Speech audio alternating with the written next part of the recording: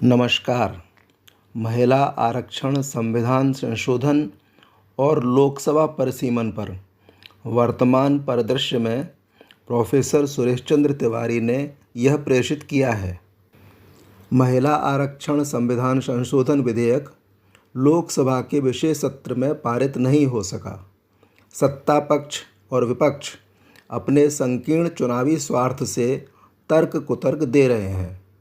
मूल प्रश्न है कि क्या चुनावी लोकतंत्र में दलगत राजनीति से ऊपर उठकर राष्ट्रहित में कभी कोई कार्य हुआ है या हो सकता है?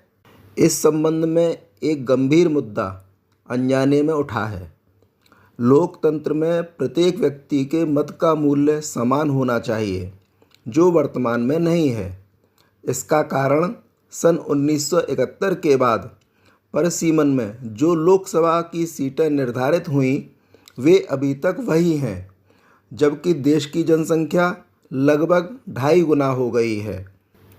यही नहीं, परिसीमन की प्रक्रिया में अस्पष्टता के कारण किसी लोकसभा क्षेत्र में 60,000 लोगों का एक सांसद प्रतिनिधित्व करता है, कहीं 30 लाख से ज़्यादा लोगों का। यहाँ यह रेखांकित करना जरूरी है कि इंदिरा सरकार ने आपातकाल में 42वें संविधान संशोधन से परिसीमन को 25 वर्ष के लिए फ्रीज कर दिया था। उसके बाद वाजपेयी सरकार ने सन 2001 में फ्रीज की अवधि 25 वर्ष और बढ़ा दी थी। इस बीच न तो कांग्रेस के नेतृत्व वाली सरकार ने न ही मोदी सरकार ने इस संशोधन को निरस्त करने का प्रस्ताव रखा। क्यों? यदि परिसीमन में बदलाव निरंतर करना संविधान द्वारा निर्दिष्ट है, तो सभी राजनीतिक दल सत्ता और वोट के लिए संविधान का उल्लंघन करते रहे हैं। बहुमत और चुनावी पद्धति में अंतर्निहित भारी दोष हैं, जिसे समझना चाहिए। मेरी पुस्तक युवा क्रांति का आह्वान के 4थे अध्याय चुनावी लोकतंत्र में अंतर्निहित दोष में इस पर विस्तार से चर्चा की गई है। वर्तमान परिदृश्य में इसके कुछ अंश यहाँ प्रस्तुत हैं। चुनावी लोकतंत्र की उपयोगिता पर गंभीर चिंतन की आवश्यकता है, क्योंकि जन या लोक के नाम पर चुनिंदा लोग या समूह पूरे विश्व को बंधक बनाए हुए हैं। चुनावी पद्धति के निम्नलिखित दोष विज्ञान अकादमी के उदाहरण से समझे जा सकते हैं। पहला, प्रत्येक मतदाता का विवेक का स्तर समान नहीं होता। विवेक का अर्थ है गलत और सही, गुण और दोष एवं हित और अनहित में भेद करने की क्षमता। इसलिए प्रत्येक मत का मूल्य समान माना जाना चुनावी पद्धति का पहला मूलभूत दोष है। दूसरा, बहुमत को निर्णायक मानने का अर्थ है शेष मतदाताओं के मत को शून्य कर देना। तीसरा, मतदाता की मानवीय दुर्बलताओं के कारण चतुर चालाक प्रत्याशी उसे छल कपट से ठग सकता है। इसे पहचानने और रोकने का चुनावी पद्धति में कोई उपाय नहीं है। और चौथा, बहुमत की सत्ता और शक्ति के कारण मतदाताओं में समूहीकरण की प्रक्रिया और महत्व वास्तविकताएं हैं, अर्थात प्रत्येक मत मूल्यवान नहीं होता। चुनावी परिणाम समूहों द्वारा तय होते हैं, जन या सदस्य द्वारा नहीं। समूहीकरण से व्यक्ति की स्वतंत्रता और अधिकार परोक्ष रूप से नियंत्रित होते हैं। बहुमत की परिभाषा निर्वाचकीय लोकतंत्र में अपने आप में दोषपूर्ण है। यदि 100 मतदाता हैं और 2 प्रत्याशी, तो 51-49 से बहुमत हो सकता है, 99-1 से भी। मान लें कि कुल 11 निर्वाचकीय क्षेत्र हैं और प्रत्येक में 100 मतदाता हैं।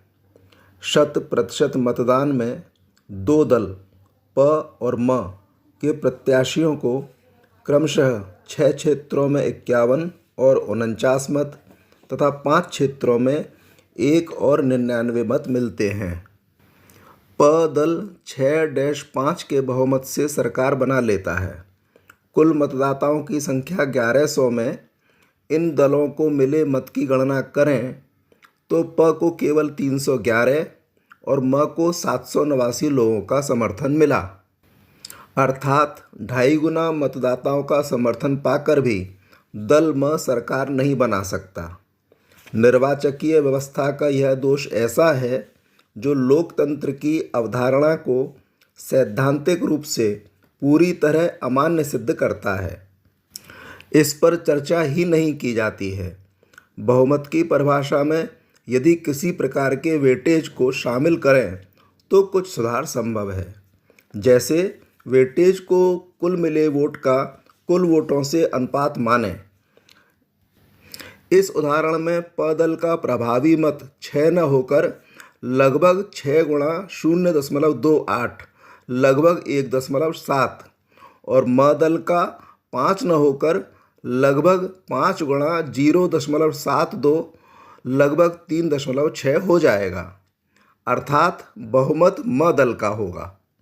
वास्तविक चुनावों में बहुमत की परिभाषा के कारण निर्वाचित सांसद और बहुमत से बनी सरकार जनसमर्थन या जनप्रतिनिधित्व का सही और उचित मूल्यांकन और निर्धारण नहीं करती है। उदाहरण के लिए एक सांसद जो कई लाख मतों के अंतर से विजयी होता है और दूसरा सांसद जो कुछ 100 वोटों से जीतता है, दोनों के संसद में मत का मूल्य एक समान अर्थात 1 होता है। 100% मतदान न होने का अर्थ है लोकतांत्रिक सरकार पूरी जनता द्वारा चुनी नहीं होती। चुनावी लोकतंत्र में भारत में आज तक 100% मतदान नहीं हुआ है। मतदाता जागरूक हों, जिम्मेदार हों, यह सब कहा जाता है और अभियान भी चलाए जाते हैं। प्रश्न है कि जो मतदाता अपने मताधिकार का प्रयोग नहीं करते, क्या वे देश के नागरिक नहीं हैं? क्या चुनावी प्रणाली और सरकार का दायित्व नहीं है कि वोट न देने वाले नागरिकों को भी लोकतांत्रिक व्यवस्था में स्थान मिले? मान लें कि ये लोग अज्ञानी हैं, पर राज्य व्यवस्था तो सबके लिए होनी चाहिए। लोकतंत्र का दिखावा और पाखंड हर आम चुनाव में हुआ है। यदि 60% मतदान हुआ है और इसके 40% वोट पाने वाला दल सरकार बनाता है, तो यह कितना बड़ा छलावा है, इसे समझना जरूरी है। यदि कुल मतदाता 100 हैं, तो जो दल बहुमत से सरकार बना रहा है उसे केवल 24 मत मिले हैं और 40 मतदाताओं का तो कोई मूल्य ही नहीं है। मतदाताओं की संख्या 100 करोड़ है तो 40 करोड़ लोग इस पूरी व्यवस्था में शून्य हैं और केवल 24 करोड़ लोगों की सरकार को इस लोकतंत्र में जनता की चुनी सरकार कहा जाएगा। कम से कम सैद्धांतिक दोषों का निवारण चुनावी लोकतंत्र के लिए जरूरी है। धन्यवाद।